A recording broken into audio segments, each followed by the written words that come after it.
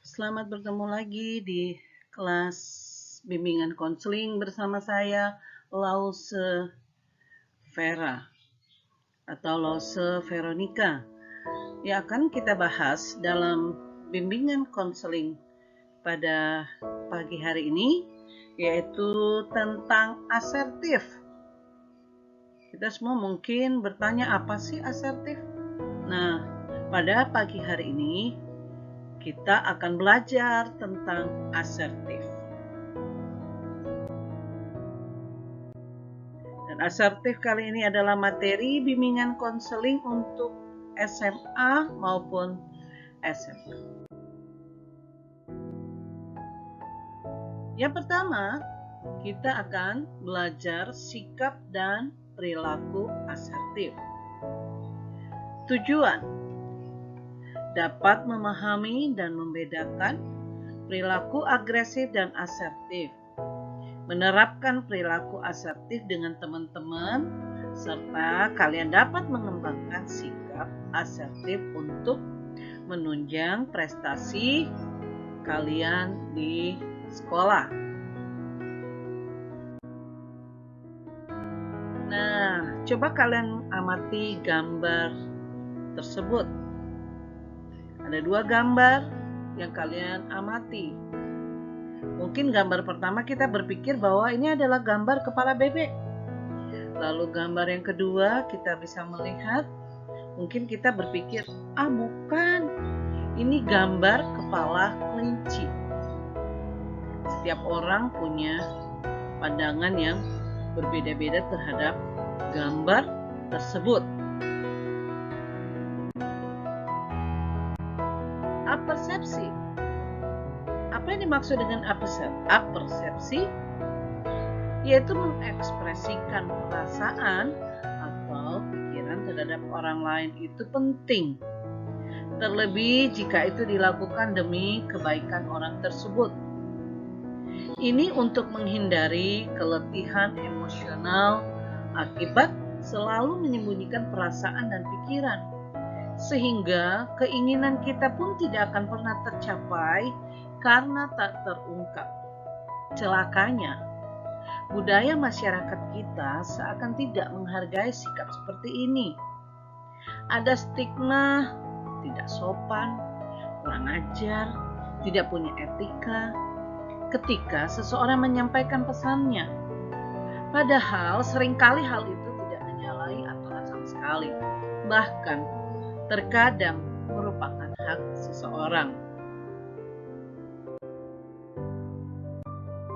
Nah, kita akan melihat di sini gimana sih ciri-ciri perilaku asertif. Yang pertama, bebas mengemukakan pikiran dan pendapat. B, dapat berkomunikasi secara langsung dan terbuka. C, mampu memulai, melanjutkan, dan mengakhiri pembicaraan dengan baik.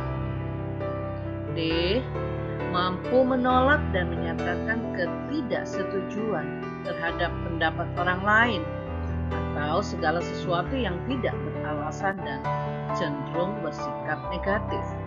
E, mampu mengajukan permintaan dan bantuan kepada orang lain ketika membutuhkan. F, mampu menyatakan perasaan, baik yang menyenangkan maupun yang tidak menyenangkan. G, memiliki sikap dan pandangan yang aktif terhadap kehidupan. H, menerima keterbatasan dalam dirinya dengan tetap berusaha untuk mencapai apa yang diinginkannya sebaik mungkin. Sehingga ketika berhasil ataupun gagal, dia tetap memiliki harga diri dan kepercayaan diri. Nah, inilah ciri-ciri perilaku asertif. Lalu kita lihat, apa sih aspek perilaku asertif?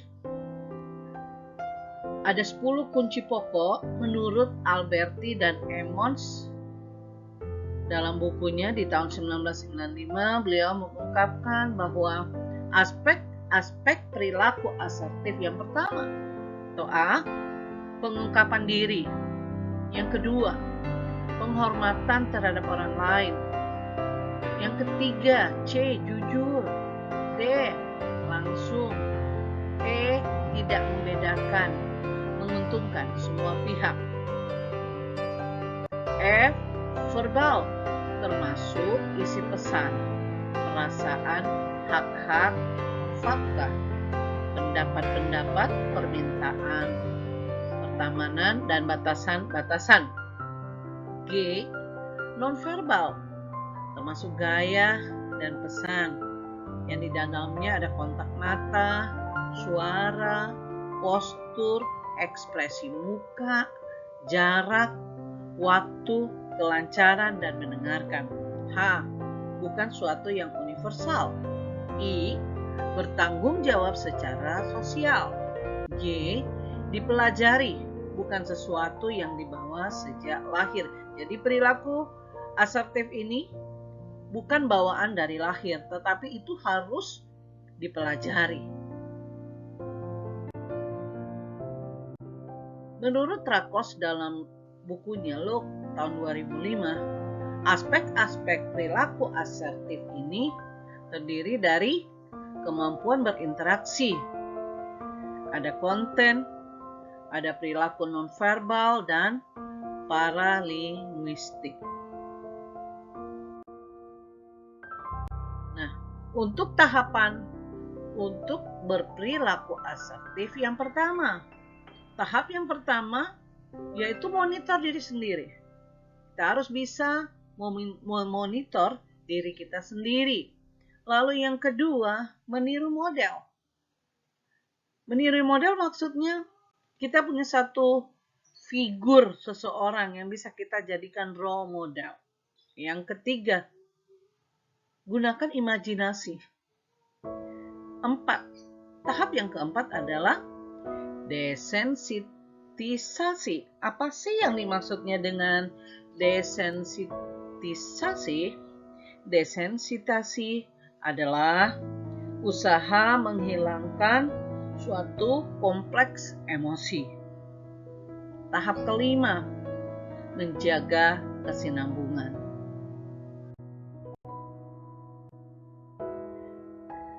Nah, di dalam pelajaran ini ada kegiatan atau aktivitas kalian. Silakan kalian membaca satu cerita di sini tentang kisah kecerdasan si bodoh.